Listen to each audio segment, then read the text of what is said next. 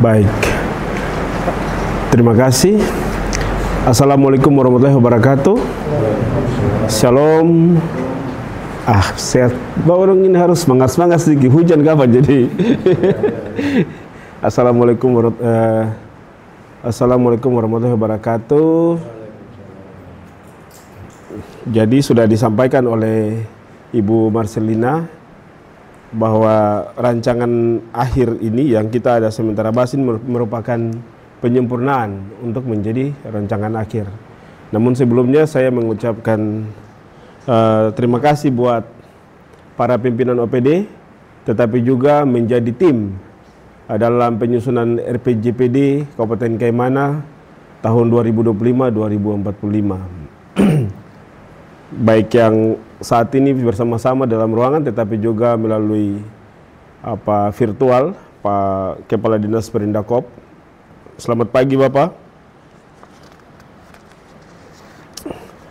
Perlu disampaikan kepada Bapak Ibu bahwa dalam Permendagri itu kami punya tahapan. Mungkin Bapak Ibu sudah paham, cuma saya melakukan aktualisasi. Tahapannya itu ada 6. Yang pertama persiapan penyusunan, itu kita sudah lewat. Penyusunan rancangan awal pun juga kita sudah lewat.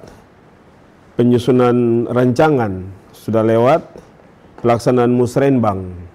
Pelaksanaan musrenbang juga bulan lalu kami sudah lewat. Kemudian perumusan rancangan akhir. Ini tahapan ini nih. Ini di tahap yang kelima, kemudian nanti tahap penetapan. Tetapi kita saat ini ada di tahapan yang kelima sesuai jadwal juga. Kami saat ini Provinsi Papua Barat, Kabupaten Kaimana, dari semua kabupaten yang ada, Kabupaten Kaimana duluan dan diikuti oleh Provinsi Papua Barat.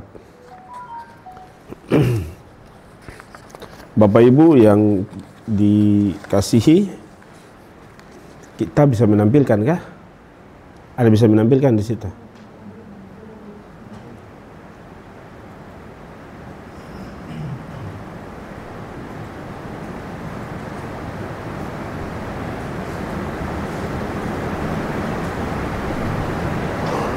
Sementara menunggu menampilkan materinya, saya baca juga dari sini bahwa dasar hukum sudah sering juga waktu di musrenbang disampaikan, tetapi di pertemuan-pertemuan lalu juga disampaikan bahwa kita punya dasar hukum itu Undang-Undang Nomor 25 Tahun 2004, Undang-Undang Nomor 23 Tahun 2014, Permendagri 86 Tahun 2017 dan Inmendagri Nomor 1 Tahun 2024.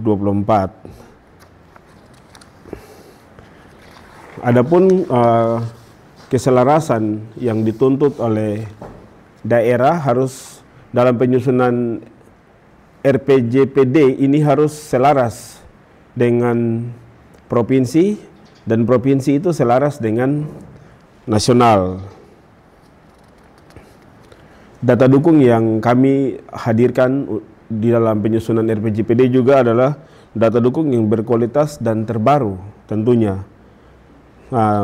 Data-data ini melibatkan beberapa OPD atau stakeholder yang dibutuhkan datanya dan diberikan itu data-data yang terbaru yang bertujuan untuk menentukan arah kebijakan pembangunan. Kita punya penyelarasan yang tadi saya sentil di depan itu. Kalau dari visi RPJPN itu adalah negara Nusantara berdaulat, maju dan berkelanjutan. Jadi ada beberapa kata yang akan diikuti. Kemudian visi RPJPD Papua Barat itu Papua Barat aman, produktif, maju, sejahtera dan berkelanjutan. Jadi ada berkelanjutannya, ada majunya. Begitu juga dalam kita punya visi KLHS RPJPD Kabupaten Kaimana. Itu Kaimana aman, sejahtera, maju, adil, berdaya saing, tinggi dan berkelanjutan. Kita punya visi RPJPD Kabupaten Kaimana itu adalah Kaimana tertib, maju, adil, sejahtera dan berkelanjutan. Kemudian visi dari Kabupaten Kaimana sendiri. Kalau tadi misi ada visi, visi yang tadi dimaksudkan dengan tertib itu adalah Kaimana sebagai kota yang tertib dengan masyarakat yang patuh kepada norma agama, norma hukum, dan norma sosial. Kemudian yang dimaksud dengan maju adalah kualitas sumber daya manusianya, kemapanan dan kemandirian ekonomi, infrastruktur berkualitas, tata kelola pemerintahan. Yang dimaksudkan dengan adil adalah memberikan kesempatan yang sama kepada seluruh masyarakat Kaimana dalam memanfaatkan sumber daya dan mengakses hasil pembangunan. Yang dimaksud dengan sejahtera adalah terpenuhi kebutuhan ekonomi atau material maupun sosial spiritual masyarakat Kaimana, dan berkelanjutan adalah kesinambungan pembangunan antar sektor serta pengelolaan lingkungan dan pemanfaatan potensi sumber daya lokal secara arif dan bijaksana. Kemudian misi ini dijalankan oleh ada 4 misi. Ada 4 misi, saya pikir Bapak Ibu bisa baca di situ nanti. Bisa di next saja, Ade.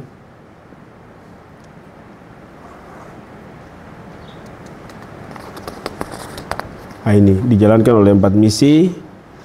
Kemudian kita akan masuk ke tahapan RPJPD. Next.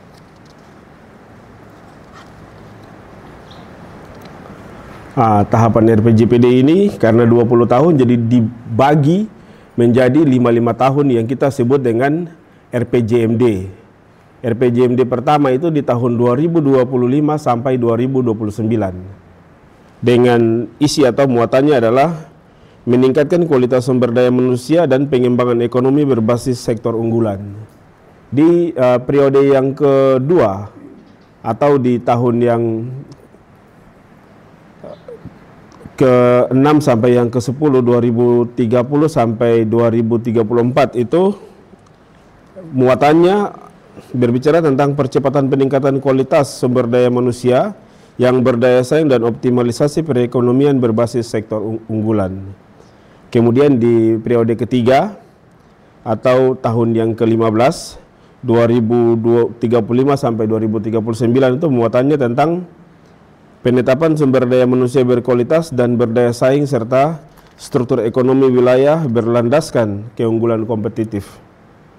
Di periode yang terakhir atau di tahun 5 tahun yang ke-20 ya, yaitu pencapaian sumber daya manusia yang berkualitas dan berdaya saing serta struktur ekonomi yang kokoh berlandaskan keunggulan dan kompetitif. Oke, kita langsung masuk ke berikutnya. Jadi Bapak Ibu yang tim penyusun yang saya banggakan, kita ada punya arah kebijakan dan sasaran pokok. Ini merupakan inti dari penyusunan RPJPD Kabupaten Kaimana. Dalam melalui musrenbang, saya langsung singkat saja. Melalui musrenbang itu kita punya rancangan RPJPD itu ada 31 arah kebijakan, dan pada saat kita melakukan musrenbang, kita masih tetap berada pada 31 arah kebijakan pada saat diskusi dengan semua stakeholder, baik stakeholder pemerintah, NGO, masyarakat, dan lain sebagainya. Dan dari 7 sasaran pokok yang kami bawa dalam musrenbang RPJPD, tetap juga masih mendapatkan 7 sasaran pokok. Dan dari 44 indikator, ternyata saat musrenbang ada kenaikan, ada penambahan 13 indikator. Mungkin 13 indikator ini nanti akan kita bahas ya. Sehingga dari 13 indikator nanti kita sama-sama, tim penyusun ini kita sama-sama kita bahas apakah memang itu sudah merupakan bagian yang penting ataukah dia akan masuk ke indikator lain yang sama begitu. Dari 13 indikator ini. Mungkin itu saja yang bisa kami sampaikan. Mohon Bapak Ibu kita sama-sama menentukan 13 indikator ini supaya bisa menjadi acuan dalam penyusunan atau dalam menentukan kaimana 20 tahun yang akan datang. Demikian kami sampaikan. Shalom, wassalamualaikum warahmatullahi wabarakatuh. Selamat siang dan kami kembalikan. Baik, terima kasih.